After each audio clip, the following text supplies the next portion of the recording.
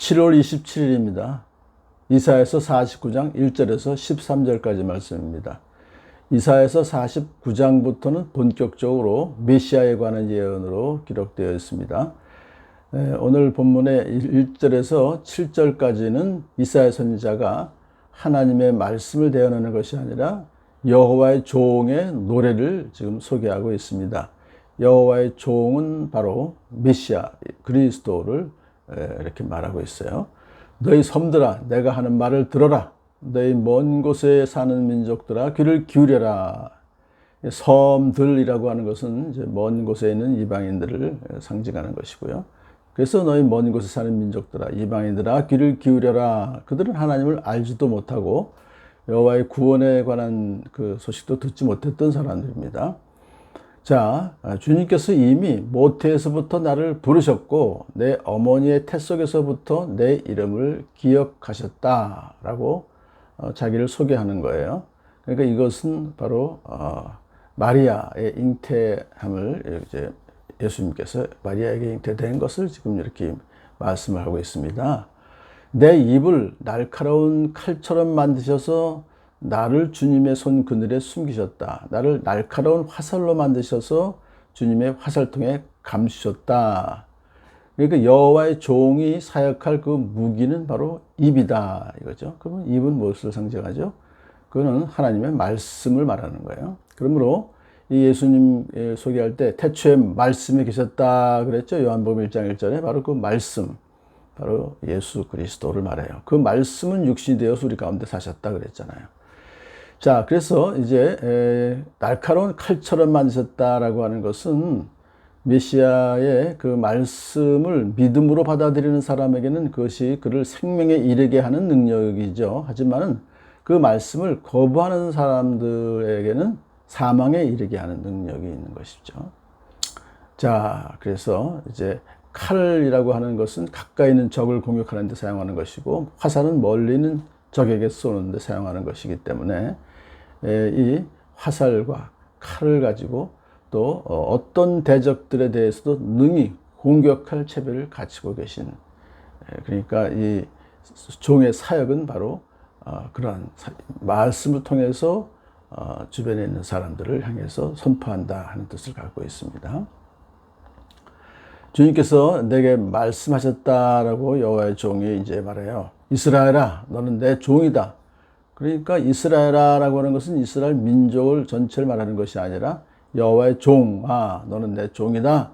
네가 내 영광을 나타낼 것이다. 여호와의 종의 사명은 이방 민족을 하나님께로 인도하는 것이다. 그렇게 이제 물론 이스라엘 민족도 하나님께로 인도하는 것입니다.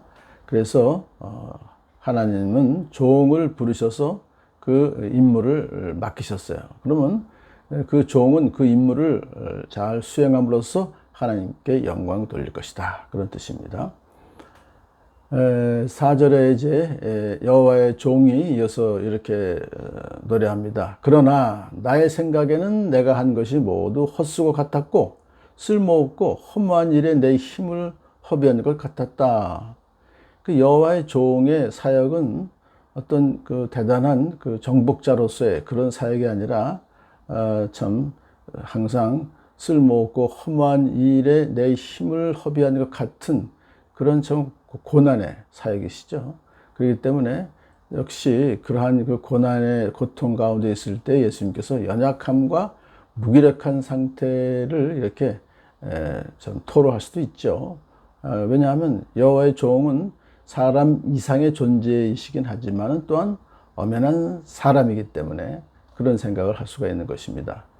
자, 그러나 참으로 주님께서 나를 올바로 심판하여 주셨으며 내 하나님께서 나를 정당하게 보상하여 주셨다라고 여호와의 종이 얘기해요. 그러니까 메시아의 그 수고와 고통이 있습니다. 하지만은 결국에는 하나님께서 목적한 만큼의 열매를 맺게 될 것이다.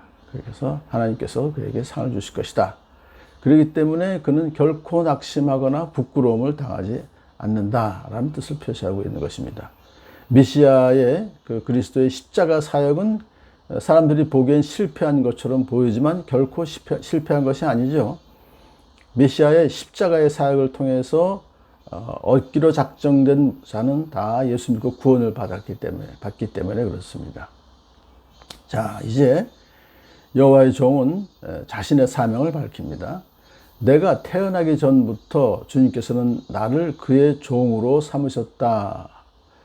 야곱을 주님께로 돌아가게 하시고 흩어진 이스라엘을 다시 불러 모으시려고 나를 택하셨다. 그래서 나는 주님의 귀한 종이 되었고 주님은 내 힘이 되셨다. 그러니까 벌써 이미 예수 그리스도를 여기서 여호와의 종으로 우리가 본다면 그는 이미 태어나기 전부터 하나님께서 그를 종으로 삼으셔서 이스라엘 백성들을 구원하는 그런 그 사명을 그에게 맡기셨고 그리고 주님께서 그 힘이 되어주셔서 그 일을 하게 하셨다. 그런 뜻이죠. 그런데 그 일은 오히려 가벼운 일이다. 이스라엘을 구원하는 그 일은 가벼운 일이다.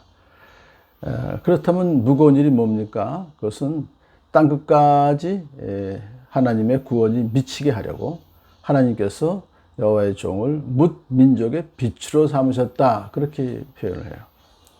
그러니까는 이제 그리스도가 이 땅에서 사역하실 때 가나안 여인이나 로마 백부장과 같은 이방인들도 받아들이셨어요.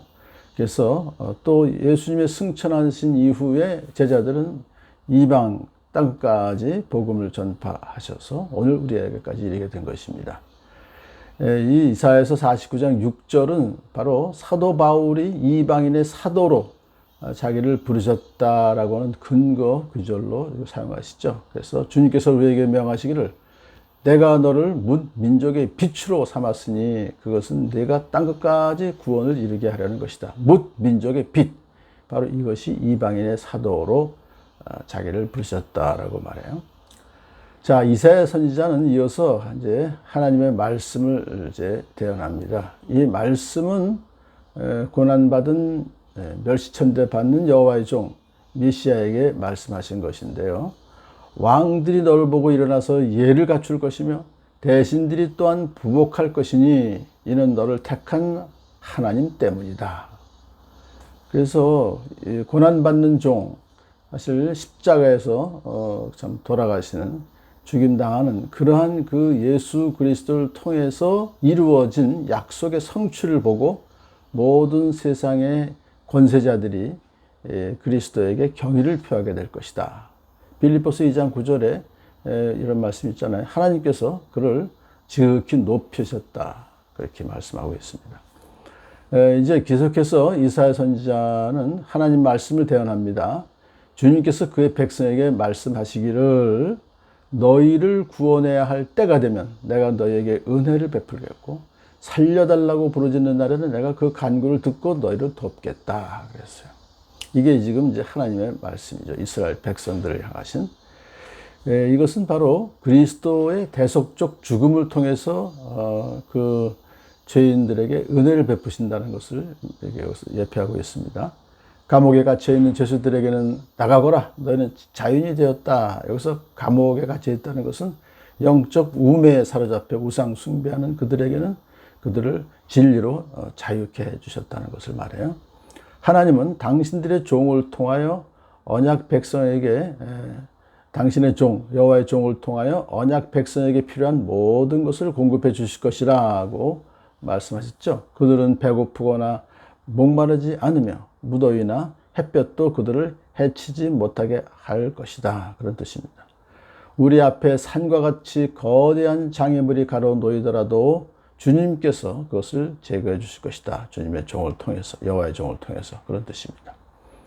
세계 도처에서 구원받은 백성들을 주님께서 마련하신 그 길을 통하여서 이제 시온으로 모이게 할 것이다. 그랬지만 그것은 교회로 모이게 하실 것이다. 하나님의 백성들은 세계 어느 곳에 있든지 반드시 여호와의 종의 사역을 통해서 구원받게 될 것이고 교회로 몰려들게 될 것이다. 그런 뜻입니다. 이제 마지막으로 이사야 선지자는 하나님의 백성을 회복시키시는 하나님을 찬양하라라고 촉구합니다. 하늘아 땅아 기뻐하여라 즐거워하여라. 산들이 노랫소리로 산들아 노랫소리를 높여라 그랬어요. 주님께서 그의 백성을 위로하셨고 고난받는 사람들을 긍휼히 여기셨기 때문이다. 그런 뜻입니다. 그러니까 그 자연들로 하여금 하나님을 찬양하라 라고 하는 것으로 오늘 본문이 끝나게 됩니다. 이제 오늘 본문에서 우리에게 주시는 말씀은 바로 이렇게 여호와의 종 이사야 선지자를 통해서 예수 그리스도를 우리에게 소개하고 있는 그대로 예수님께서 오셔서 우리를 구원하시는 그런 사역을 감당해 주심을 감사를 드립니다.